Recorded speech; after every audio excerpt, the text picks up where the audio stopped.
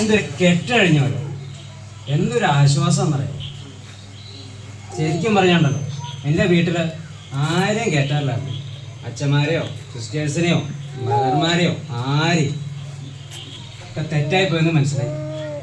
സക്രിയാസ് എത്ര നാളായി കുമ്പസാരിച്ചിട്ട്? അത് 1 കൊരിന്തോസ് 9:16 എന്താ പറയുന്നതെന്ന് അറിയാമോ?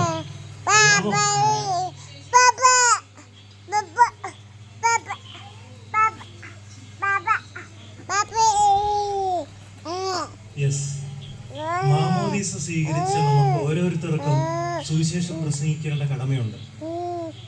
അത് പ്രായപരിധിയില്ല, സ്ഥലപരിമിതിയില്ല. നമ്മളായിരിക്കുന്ന അവസ്ഥയിൽ സുവിശേഷം പ്രസംഗിക്കാൻ നമുക്ക് സാധിക്കും. ചേട്ടൻ എല്ലാ ദിവസവും പള്ളിയിൽ പോവുകയും കുമ്പസാരിക്കുകയും വേണം. ഇനി മുതൽ ഒരു നല്ല മനുഷ്യനായിട്ട് ജീവിക്കാനായിട്ട് ശ്രമിക്കണം.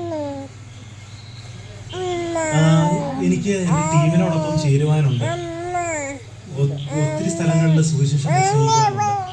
അതിനാൽ എനിക്ക് പോകണം.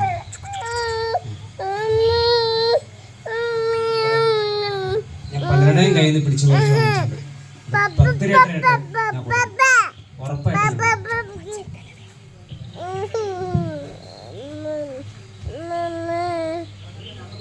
ബ്രദറിന്റെ നമ്പറും തരാമോ? നിങ്ങളുടെ പ്രാർത്ഥനയിൽ നിങ്ങളോടൊപ്പം ഞാൻ നിന്നുകൊണ്ടല്ലോ.